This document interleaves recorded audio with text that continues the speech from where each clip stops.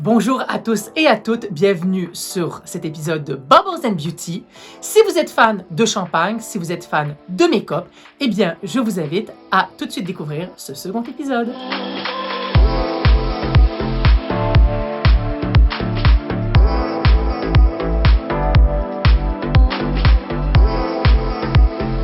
Alors, bienvenue ou re-bienvenue sur ma chaîne et bienvenue sur ce second épisode de Bubbles and Beauty. Alors, comme vous l'aurez compris par le titre de cette vidéo, cette semaine, je vous parle du Mouette et Chandon Impérial. Alors, si vous avez vu l'épisode précédent, j'avais fait également un review sur le Mouette et Chandon Impérial Rosé et la palette Anastasia Beverly Hills Moderne Renaissance. Alors, je vous parlais donc du Mouette et Chandon Impérial, le champagne le plus vendu à travers le monde.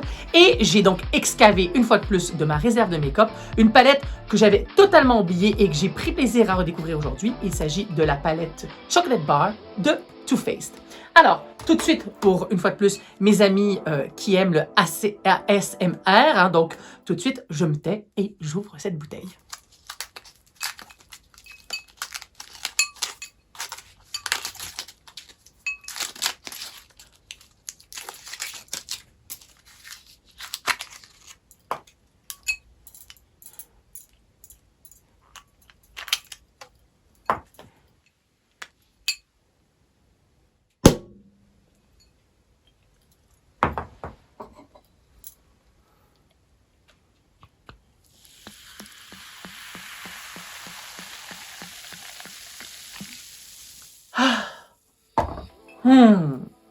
Comme je l'ai dit, moi, le bruit d'un bouchon qui claque comme ça, pour moi, c'est le début de la soirée, c'est le début du party. Vous me direz, il n'y a jamais de mauvais temps pour boire du champagne.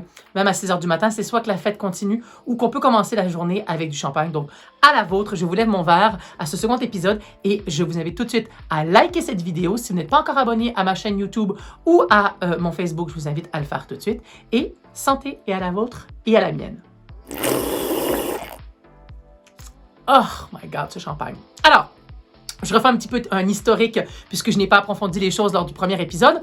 Maison fondée en 1743 à Épernay, maison fondée par Claude Moët, donc qui est un viniculteur à l'époque et qui a donc été, grâce à un de ses descendants, Jean-Rémy Moët, qui grâce à lui, précurseur au niveau d'exportation, a mis le champagne un peu sur la map. On connaissait le champagne, mais c'est grâce à lui qui a vraiment vu la demande pour le champagne et qui a fait en sorte d'exporter le champagne, qu'aujourd'hui, le champagne est une boisson si réclamée. Et notamment, c'est grâce à lui que le champagne Moët et bien sûr à LVMH est aujourd'hui le champagne le plus vendu à travers le monde. Alors, vous le voyez par sa robe, une robe dorée, une robe jaune dorée, mais tirant un peu sur les reflets de verre, une bulle excessivement fine, ce qui fait également sa particularité et ce qui fait qu'il est tellement apprécié. Beaucoup de champagnes ont des bulles un peu agressives lorsque vous le buvez, ce qui n'est pas le cas avec le Mouette. C'est une bulle très très fine. Et alors tout de suite, évidemment, on connaît les arômes de Mouette, mais notamment avec le Mouette Impérial où on sent vraiment les arômes. Il s'agit vraiment d'arômes de poire et de pommes. On a également de la fleur blanche et par la suite, on a des arômes qu'on appelle beurrés. On va laisser un petit peu le champagne de côté. Je vais vous parler rapidement de la palette Too Faced. Alors, palette Too Faced, on connaît Too Faced, ils sont connus, ils ont été repris par Estée Lauder. Et les fans de make-up sont fans de Too Faced. Alors, ils ont été un petit peu à travers différents scandales avec des youtubeurs. L'ancien propriétaire et fondateur est une personne assez particulière, mais n'en reste pas moins qu'ils ont réussi à travers les temps à faire différentes palettes qui ont toujours été des succès. Ça reste aujourd'hui avec la palette Peach, une des palettes les plus vendues dans l'univers make-up. Donc, j'ai réexcavé celle-ci. Alors, moi qui suis fan de chocolat, c'est dramatique. Je me préparais tout à l'heure, je faisais mon maquillage et tout ce dont j'avais envie, c'était d'aller chercher une palette de chocolat noir et d'en manger. Alors, justement, parlant de chocolat, alors, vous savez, il y a différentes teintes, notamment, ils ont joué à travers l'univers du chocolat, chocolat au caramel, chocolat au lait, chocolat blanc. Donc, il y a différentes teintes. Alors, le violet, je ne sais pas à quoi il fait référence, mais ce que je ne comprends pas, c'est qu'il n'y a pas de chocolat noir. Shame on you, Too Faced. Alors, ce que je vous ai fait aujourd'hui, j'ai fait un peu plus un smokey eyes que je ne fais pas habituellement. Il y a un œil peut-être plus rond. J'ai utilisé plutôt, grosso modo, 3 teintes. J'ai utilisé la Hazelnut, donc noisette, qui est cette teinte un peu plus orangée pour faire ma couleur de transition. Ensuite, j'ai commencé à travailler un peu plus de profondeur avec le Oat Chocolate, qui est cette partie-ci, qui est cette palette-ci, donc qui est un marron un peu plus froid, là où effectivement la Hazelnut avait un côté un peu plus chaud.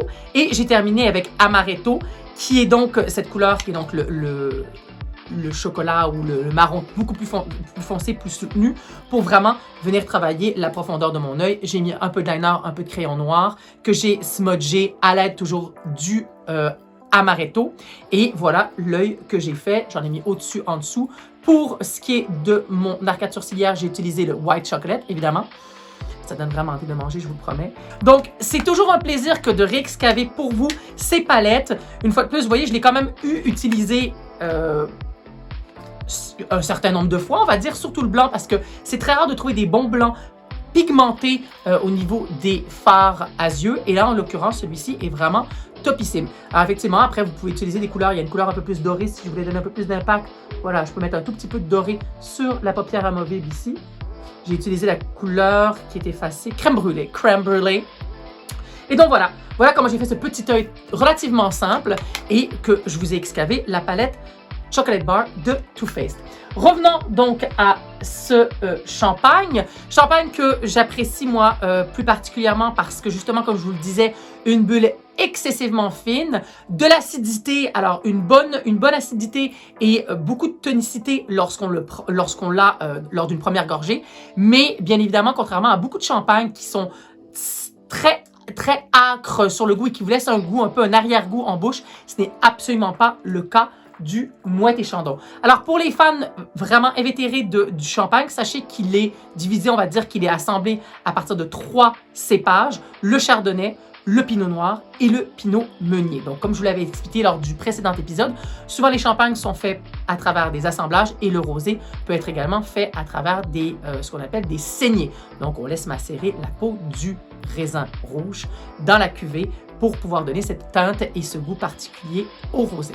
Voilà ce qui complète ce petit épisode sur le Moët et Chandon Impérial, sur la Chocolate Bar de chez Too Faced. J'espère que cette série vous plaît. N'hésitez pas à me laisser un commentaire. Je pense que lors du prochain épisode, je vous ferai certainement un review sur l'un des champagnes Ruinart qui appartient également à LVMH.